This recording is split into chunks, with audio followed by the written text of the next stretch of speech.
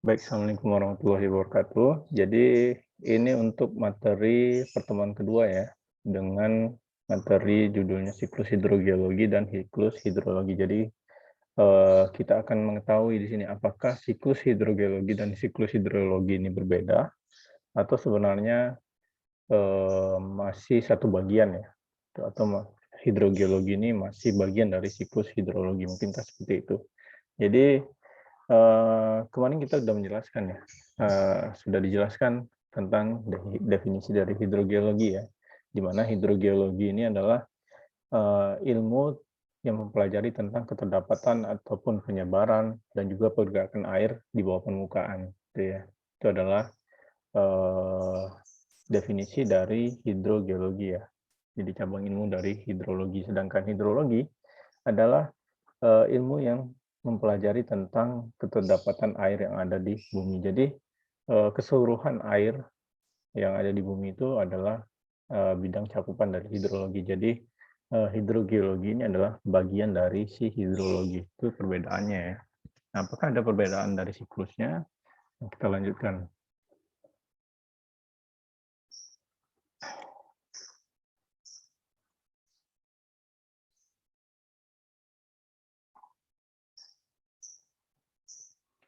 Nah, ini pengertian air tanah ya. Jadi kemarin mungkin sudah dijelaskan juga ya. Jadi menurut peraturan pemerintah Republik Indonesia ya nomor 43 tahun 2008, air tanah didefinisikan sebagai air yang terdapat dalam lapisan tanah ya ataupun batuan di bawah permukaan tanah. Gitu ya, di mana afiliasi dari air tanah ini biasanya berada di tanah ataupun di batuan ya. Itu kita kenal dengan aquifer, gitu ya. Di mana menurut Herlambang ya tahun 96, air tanah adalah air yang bergerak di dalam tanah dan batuan. Nah, di sini sudah saya modifikasi ya. Jadi awalnya dia hanya menjelaskan air tanah itu hanya di dalam tanah. Jadi saya jelaskan lagi, saya tambahkan ya mungkin di sini. Jadi memang air tanah itu tidak hanya di dalam tanah ya, tapi juga ada yang di dalam batuan, gitu ya. Makanya jenis air tanah itu ada banyak ya, ada air konat. Itu air konat itu biasanya air yang berada di formasi atau aquifer yang dalam ya biasanya. Atau kita kenal juga dengan air air purba seperti itu ya. Nah, air tanah adalah air yang bergerak di dalam tanah ya dan batuan yang terdapat di dalam ruang antar butir tanah ya. Jadi berada di pori-pori tanah ataupun di pori-pori batuan. Nah, yang meresap ke dalam tanah dan bergabung membentuk lapisan yang disebut dengan aquifer. Nah, aquifer mungkin teman-teman udah sering dengar ya. Nah, di mana aquifernya adalah eh, batuan ya atau lapisan batuan atau juga bisa tanah ya mungkin ya. Karena aquifer kan ada yang aquifer tidak tertekan, ada aquifer tertekan kan. Di mana aquifer tidak tertekan ini biasanya kedapatan air tanah yang memang berada di tanahnya ya. Jadi kalau sudah di bawah lapisan yang kedap itu biasanya kita kenal dengan aquifer tertekan seperti itu ya. Nah, aquifer adalah batuan yang atau lapisan batuan yang memiliki sifat poros dan permeabel ya. Jadi dia memiliki pori dan juga dia dapat mengalirkan fluida ataupun air seperti itu ya.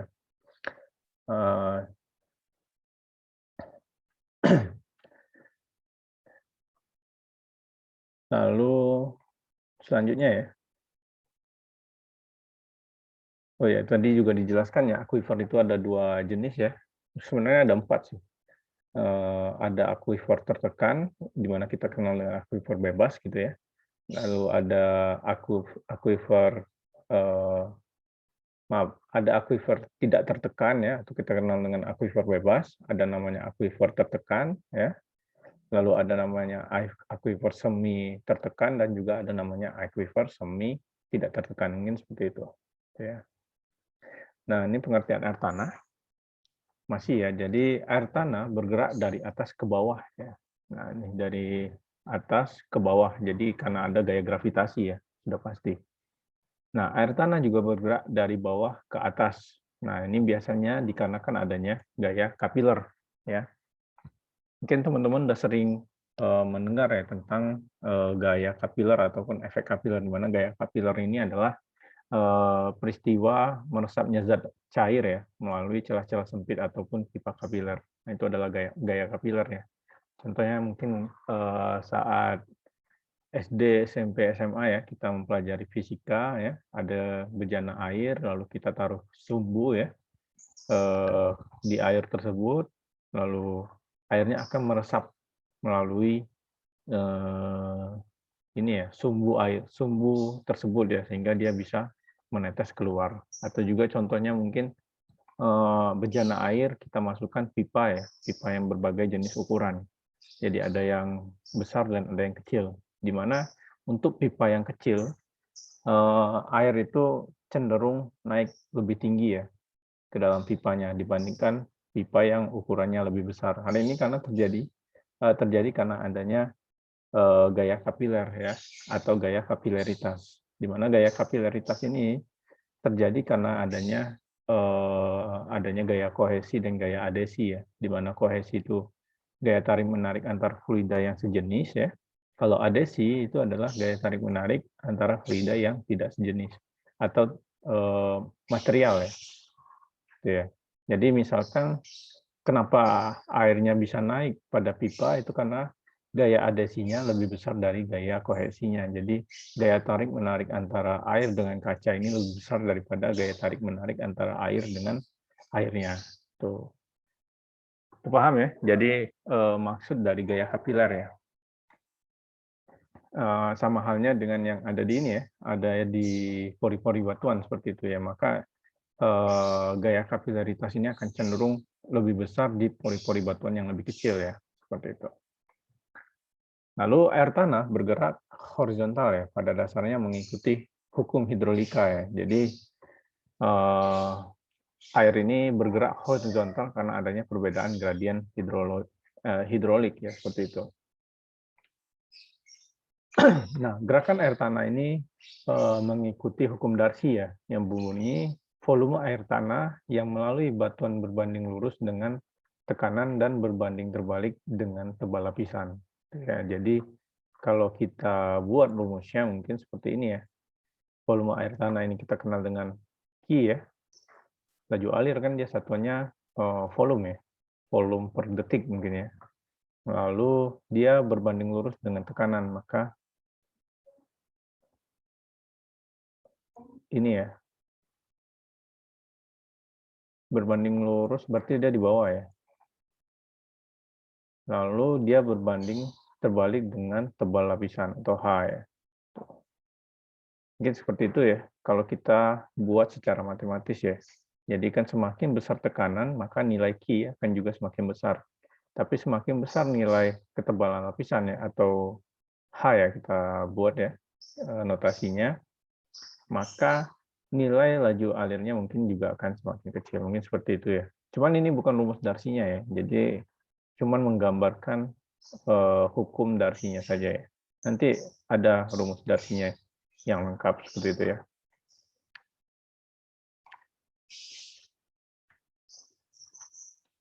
Nah, juga salah satu hal penting yang perlu kita pelajari ya tentang ini ya prinsip dasar dari hidrolika ini ya adalah jika suatu zat cair diberikan tekanan seperti itu ya, maka tekanan ini akan merambat ke segala arah ya. Jadi dia akan merambat ke segala arah tekanan ini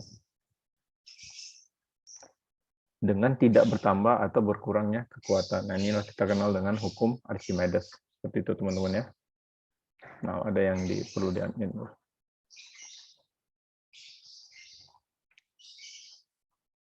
Oke, lanjut ya.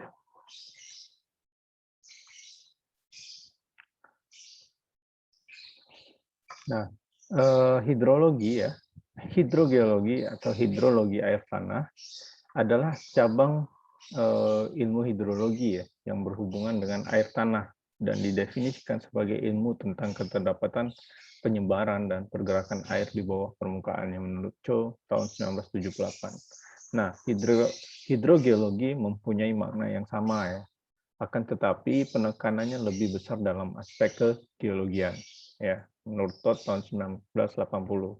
Nah, oleh karena itu uraian tentang air tanah tidak akan lepas dari ilmu hidrologi, ya, mulai dari kejadian air di tanah, lalu pergerakan air tanah, sampai mencapai lajur jenuh di dalam akuifer serta pelepasannya di permukaan tanah. Jadi kesimpulannya sebenarnya siklus hidrologi dan siklus geohidrologi itu hampir sama ya sebenarnya ya, eh, karena memang uraian tentang air tanah ini tidak akan lepas dari ilmu hidrologi. Jadi kita tidak hanya membahas air yang ada di bawah permukaan saja, ya, karena eh, tidak akan terbentuk siklus kalau kita hanya membahas air yang di bawah permukaan saja, itu ya. Karena akhirnya air yang ada di akuifer ini eh, juga akan lepas ke permukaan tanah, seperti ya, bisa berupa imbuhan ya, imbuhan air. Di daerah imbuhan air itu bisa mengalami evaporasi menjadi atmosfer ya, akan mengalami presipitasi lagi ya, lalu masuk lagi ke dalam tanah, atau bisa juga dia langsung mengalir ke lautan. Nah itu, jadi tidak bisa terlepas antara siklus hidrologi dengan siklus hidrogeologi ya, karena memang eh, untuk membentuk suatu siklus itu dia harus lengkap gitu ya. Tapi kalau kita hanya mempelajari air yang di bawah tanah aja, siklusnya tidak akan lengkap seperti itu ya. Karena dia akan mungkin kan kalau tidak ada ini ya, air dari akuifer itu terhenti gitu ya, masuk ke daerah limpasan dan eh, berakhir di lautan gitu, maka sumber charging-nya dari mana? Nah itu, kalau kita tidak mempelajari siklusnya secara lengkap seperti itu ya. Lanjut ya.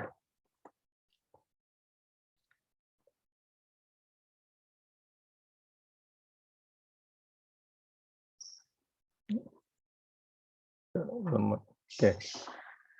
Siklus hidrologi ya, ataupun siklus hidrogeologi ya. Jadi siklus hidrologi ini dikenal juga dengan siklus air ya, di mana definisi dari siklus air atau siklus hidrologi ini adalah sirkulasi air yang tidak pernah berhenti dari atmosfer ya ke bumi dan kembali lagi ke atmosfer ya melalui proses evaporasi, kondensasi, presipitasi, eh, dan juga ini ya, filtrasi, lalu kembali lagi ke laut mungkin seperti itu ya. Nah, pemanasan air ya yang ada di samudra mungkin ya atau di lautan oleh sinar matahari ini ya merupakan kunci dari suatu proses siklus hidrologi ya, supaya siklus ini bisa berjalan terus secara kontinu mungkin seperti itu ya.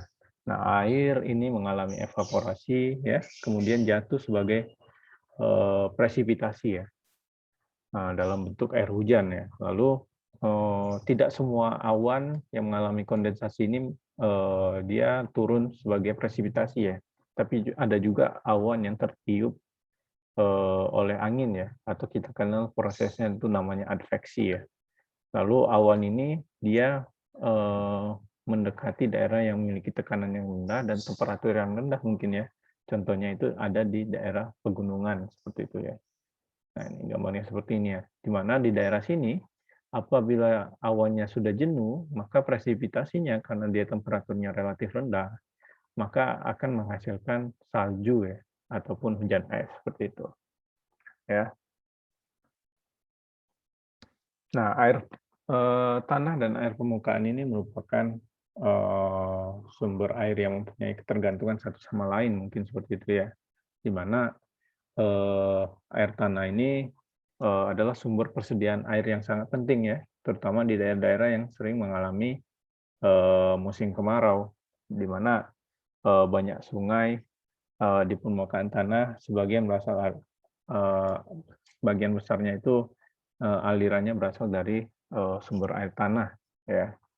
Nah, sebaliknya juga aliran sungai ini juga merupakan sumber utama imbuhan air tanah itu ya. Teman-teman tahu mungkin definisi dari imbuhan?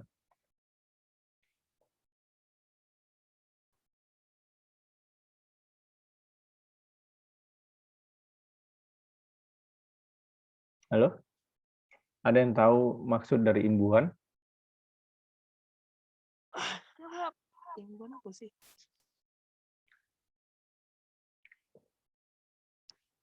Jadi emang kalau kita belajar hidrologi ya, hidrologi ini terlalu banyak ini apa namanya istilah ya.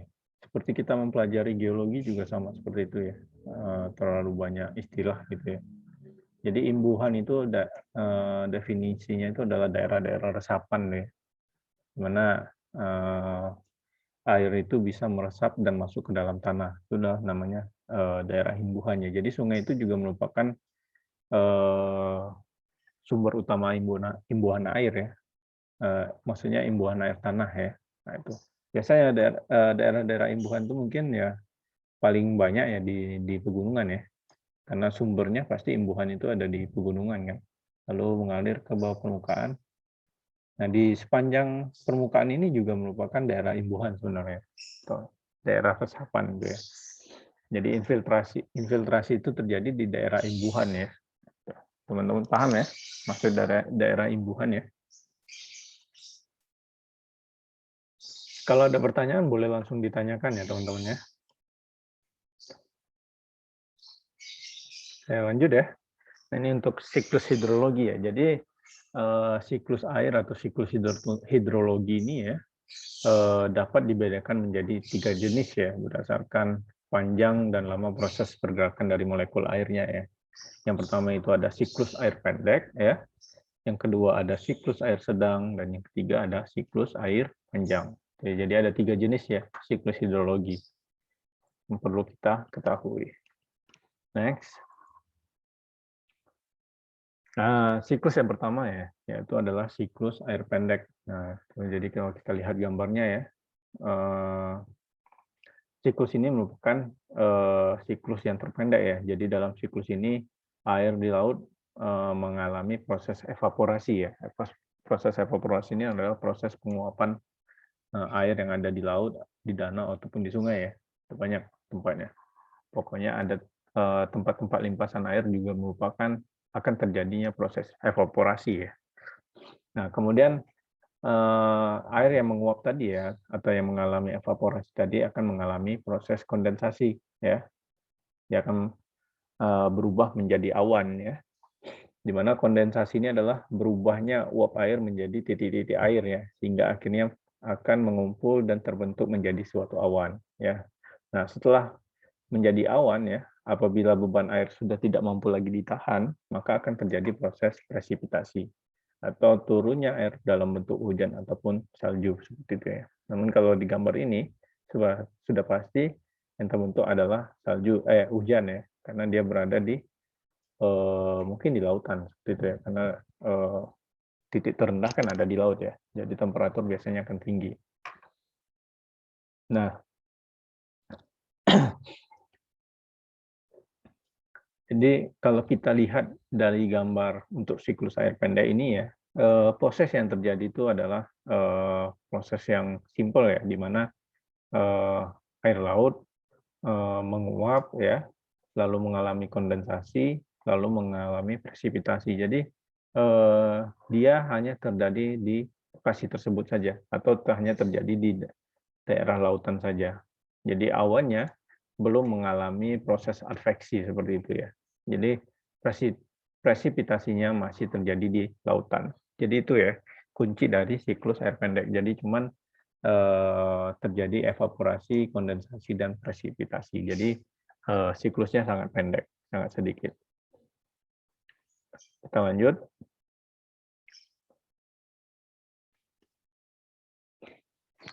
Lalu yang kedua adalah siklus air sedang ya. Jadi seperti yang terjadi pada siklus pendek ya. Jadi siklus sedang ini terjadi ketika air laut ini mengalami proses evaporasi ya.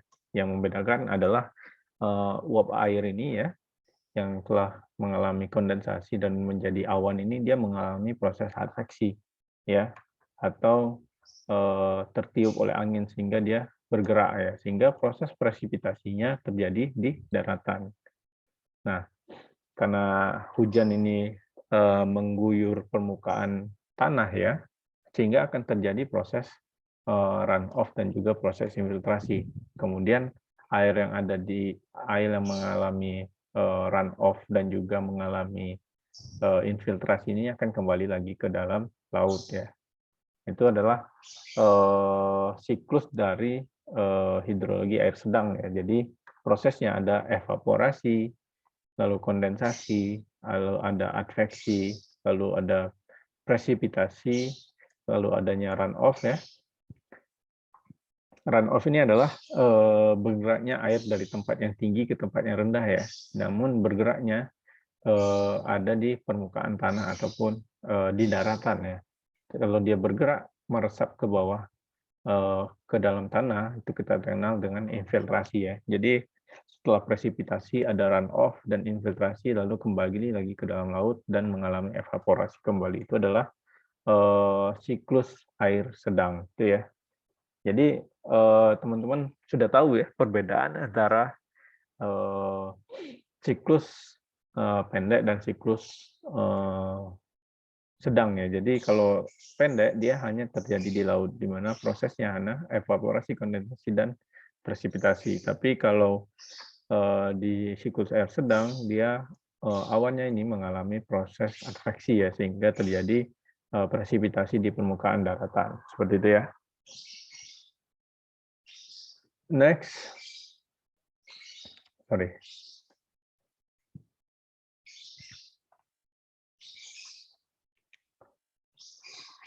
Nah, yang ketiga adalah siklus panjang ya. Jadi siklus panjang diawali dengan evaporasi dari dan kondensasi air laut ya. Nah, mana awan yang terbentuk dibawa lagi oleh angin ke tempat yang lebih tinggi ya di area daratan ya. Sehingga lalu di sini juga terjadi evaporasi ya.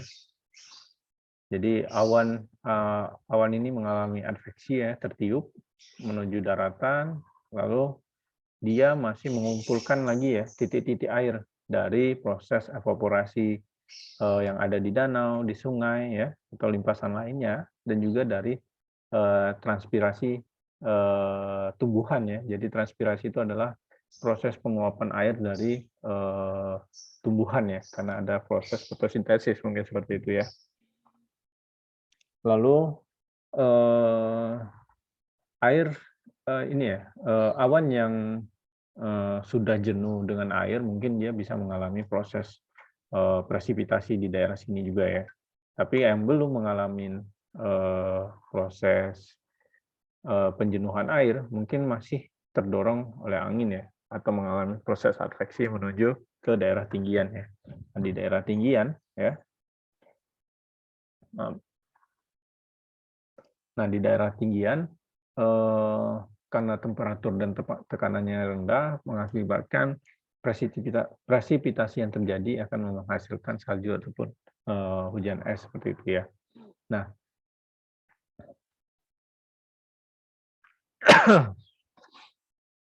air yang salju yang turun di tinggian seperti ini ya, dia akan membentuk mungkin bongkahan es ataupun bongkahan salju seperti itu ya, di mana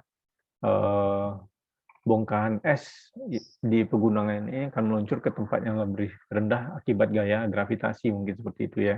Nah, bongkahan es yang meluncur ini karena gaya gravitasi ini kita kenal dengan glacier ya, di mana glacier yang meluncur mungkin menuju ke daerah yang relatif rendah, karena dia relatif rendah akan terjadi penurunan temperatur ya, maka glacier ini akan mencair.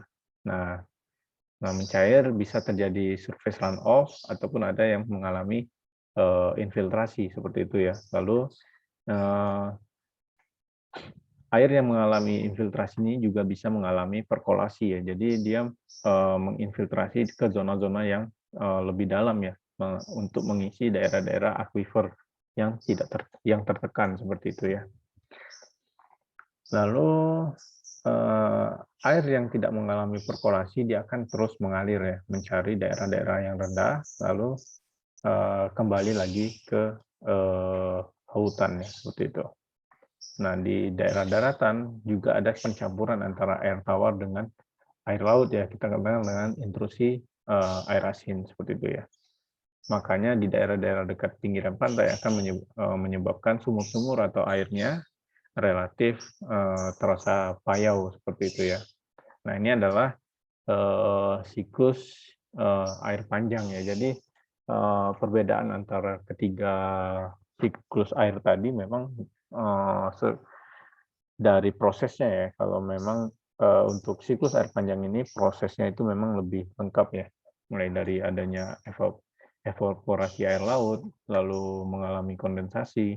Kondensasi ada yang presipitasi di laut, ada juga yang mengalami adveksi ke daratan.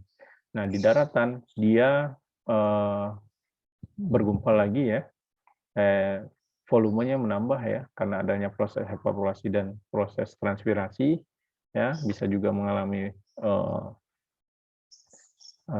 presipitasi di sini ataupun mengalami adveksi kembali ya, sehingga mendekati pegunungan seperti itu ya. Jadi ada lalu presipitasi menghasilkan salju ataupun hujan es, lalu ada infiltrasi, ada runoff, ada perkolasi, lalu kembali lagi ke lautan seperti itu ya. Jadi sangat lengkap ya, sangat kompleks untuk siklus hidrologi yang panjang seperti itu ya.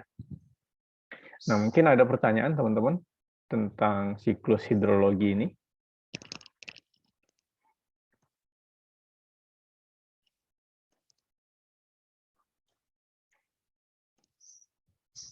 Halo?